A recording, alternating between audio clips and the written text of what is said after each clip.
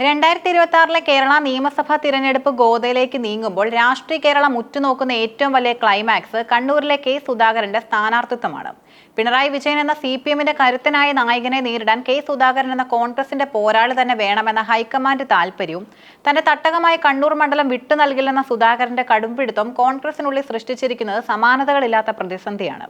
കേരളത്തിന്റെ രാഷ്ട്രീയ ഭൂപടത്തിൽ കണ്ണൂരിനെന്നും സവിശേഷമായ സ്ഥാനമാണുള്ളത്. കൊലപാതക രാഷ്ട്രീയത്തിന്റെയും വെല്ലുവിളികളുടെയും ചരിത്രമുള്ള ഈ മണ്ണിൽ രണ്ട് അധികായന്മാർ നേർക്കുനേർ വരുമ്പോൾ അത് കേവലം ഒരു തിരഞ്ഞെടുപ്പ് പോരാട്ടമല്ല, മറിച്ച് പ്രത്യയശാസ്ത്രങ്ങളുടെയും വ്യക്തിപ്രഭാവങ്ങളുടെയും അന്തിമ യുദ്ധമായി മാറും. 2026 നിയമസഭാ തിരഞ്ഞെടുപ്പ് പ്രഖ്യാപനം പടിവാതിക്കൽ നിൽക്കെ കോൺഗ്രസിനുള്ളിൽ ഉയരുന്ന സുധാകരൻ കടങ്കഥ UDFന്റെ സ്ഥാനാർത്ഥി നിർണയത്തെയും പ്രചരണ തന്ത്രങ്ങളെയും ഒരുപോലെ പിടിച്ചുലയ്ക്കുകയാണ്.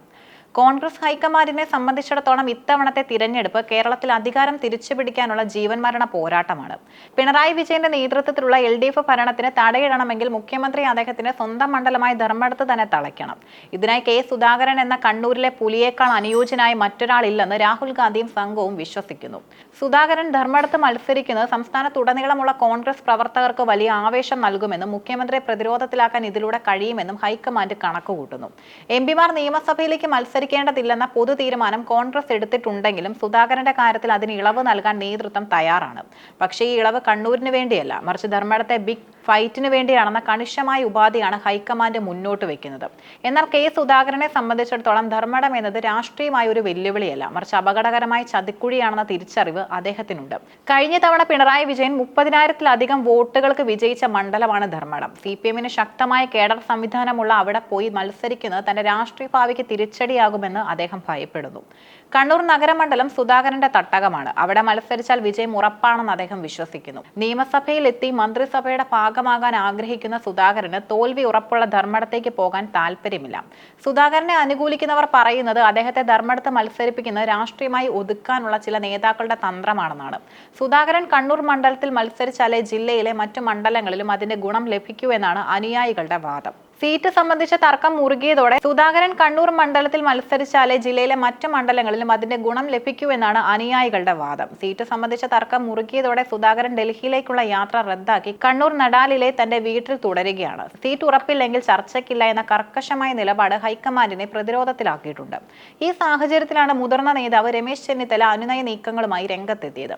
സൗഹൃദപരമായ ഇടപെടലിലൂടെ സുധാകരനെ ഡൽഹിയിൽ എത്തിക്കാനാണ് ചെന്നിത്തല ശ്രമിക്കുന്നത്. എന്നാൽ രാഹുൽ ഗാന്ധി നേരിട്ട് ഉറപ്പ് നൽകാതെ വഴങ്ങേണ്ടതില്ലെന്നാണ് സുധാകരന്റെ തീരുമാനം. ഇതിനിടയിൽ സണ്ണി ജോസഫും VD സതീശനും നടത്തുന്ന പ്രതികരണങ്ങൾ സുധാകരനെ കൂടുതൽ പ്രകോപിപ്പിക്കുന്നുണ്ട്. താൻ സ്ഥാനാർത്ഥിത്വം ഉറപ്പിക്കാൻ മാത്രം വലിയ നേതാവല്ലെന്ന് സണ്ണി ജോസഫ് പറഞ്ഞത് സുധാകരൻ പക്ഷം പരിഹാസമായാണ് കാണുന്നത്. തിരുവനന്തപുരത്തും കണ്ണൂരിലും സുധാകരനെ അനുകൂലിച്ചും പ്രത്യക്ഷപ്പെട്ട പോസ്റ്ററുകൾ കോൺഗ്രസിനുള്ളിലെ ഗ്രൂപ്പ് പോരിലും ആഴം വെളിപ്പെടുത്തുന്നു. രാഹുൽ ഗാന്ധിയുടെ വാക്ക് പാലിക്കപ്പെടണമെന്ന പോസ്റ്റർ സൂചിപ്പിക്കുന്നത് കഴിഞ്ഞ തവണ KPCC അധ്യക്ഷനായിരുന്നപ്പോൾ സുധാകരന് നൽകിയ ചില വാഗ്ദാനങ്ങൾ ലംഘിക്കപ്പെട്ടു എന്നാണ്. 140 മണ്ഡലങ്ങളിലും ഓടി നടന്ന് പ്രസംഗിക്കാൻ കരുത്തുള്ള നേതാവിനെ ഒരു മണ്ഡലത്തിന്റെ പേരിൽ തടഞ്ഞു നിർത്തുന്നത് ശരിയല്ലെന്ന വികാരം പ്രവർത്തകർക്കിടയിൽ ശക്തമാണ്. ഈ തർക്കം നീണ്ടുപോകുന്നത് UDFന്റെ തിരഞ്ഞെടുപ്പ് ഒരുക്കങ്ങളെ ബാധിക്കുന്നുണ്ട്. LDFനെതിരായ ഭരണവിരുദ്ധ വികാരം വോട്ടാക്കി മാറ്റേണ്ട സമയത്ത് പാർട്ടിയിലെ ആഭ്യന്തര കലഹം ചർച്ചയാകുന്നത് UDFന് ഗുണകരമാകില്ല. കോൺഗ്രസിനുള്ളിലെ ഈ തർക്കം CPM പ്രചരണ ആയുധമാക്കുന്നുണ്ട്. സ്വന്തം നേതാക്കൾക്ക് മത്സരിക്കാൻ മണ്ഡലം കണ്ടെത്താൻ കഴിയാത്തവർ എങ്ങനെ നാട് ഭരിക്കുമെന്ന ചോദ്യം അവർ ഉയർത്തിക്കഴിഞ്ഞു. ഈ ആശയക്കുഴപ്പം മുതലെടുത്ത് ഹൈന്ദവ വോട്ടുകളിലും നിഷ്പക്ഷ വോട്ടുകളിലും വിള്ളലുണ്ടാക്കാൻ BJPയും ശ്രമിക്കുന്നു.